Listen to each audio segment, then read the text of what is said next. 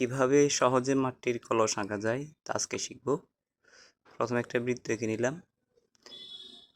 বৃত্তের মাঝ বরাবর উপর দিকে দুটি সরলরেখা টানব। এরপরে কলসের যে মুখ রয়েছে সেটি আমরা পরিমাণ মতো কলসের সার্কেলের পরিমাণ মতো করে মুখ বসাতে হবে। পেন্সিল দিয়ে করব এই কারণে যাতে ভালোভাবে শেপটা নেওয়া যায়। পেন্সিল দিয়ে আঁকার পরে এরপর আপনারা যে কোনো একটা গাঢ় কলম দিয়ে হোক, অথবা আমি সাইন পেন ব্যবহার করছি, এখানে সাইন পেন দিয়ে আউটলাইনটা করে নিচ্ছি। এবার আউটলাইনটা করে নেব। এটি কিন্তু একটি মাটির কলস। এবার কিন্তু কলসটার একটা অবয়ব দেখা যাচ্ছে। একটু আলপনা করে নিলাম। মাছ বরাবর দুটি রেখা টেনে নেব। গ্রাম বাংলায় কিন্তু পানি ধরে রাখার জন্যে, খাবার পানি ধরে রাখার জন্য কিন্তু এই মাটির কলস ব্যবহার করা হতো। এখনও অনেক গ্রামে কিন্তু এই মাটির কলসের ব্যবহার রয়েছে। এবার টেনে নিচ্ছি। খুব সহজে আপনারা হাতের কাছে গোল যে কোনো জিনিস দিয়ে আপনার পরিমাণ মতো সাইজের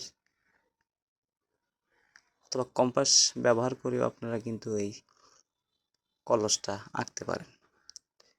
এভাবে সেরে নিলাম, একটু আলপনা করে নিচ্ছি। এরপরে পাশ থেকে কিন্তু শেড দিয়ে দেব। একটু এবার হালকা করে টেনে যাতে কলসটাকে স্পষ্টভাবে বোঝা যায়। রং করার পরে এটাকে কিন্তু তখন দেখতে আরও ভালো লাগবে। কলসের মুখটাকে ভালো করে দিলাম, এরপর রং করব। আমি এখানে চকলেট কালারটা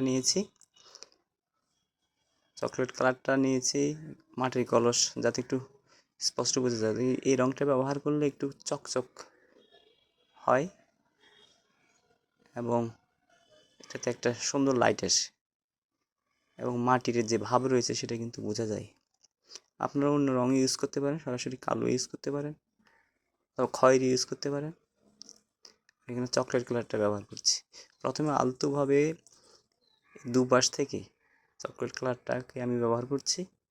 গাঢ় থেকে হালকা মাঝ বরাবর সাদা রাখছি যাতে এটাকে যে গোল সেটি বোঝা যায়। এরপরে এই সাদা অংশটাকে আরও একটু চকলেট কালার করে নেব। বারবার করে নিতে হবে যাতে শেপটা ভালো হয়। এরপরে পাশ থেকে আরও একটু গাঢ় করে নিচ্ছি।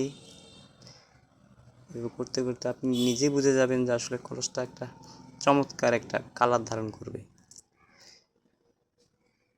এভাবে একটু গাঢ় করে নিচ্ছি, অংশে নিলাম, আলপনাতে একটু হালকা করে দিয়ে দিচ্ছি।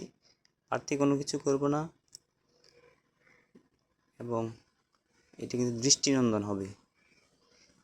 আপনারা খুব সহজেই কিন্তু এই আলপনা আঁকতে, এভাবে আলপনা এঁকে কলস তৈরি করতে পারেন। এটা হলুদ দিয়ে দিলাম। পানি ভর্তি কলস হবে, একটু পানি দিয়ে দেবো, একটু হালকা নীলাভ পানি।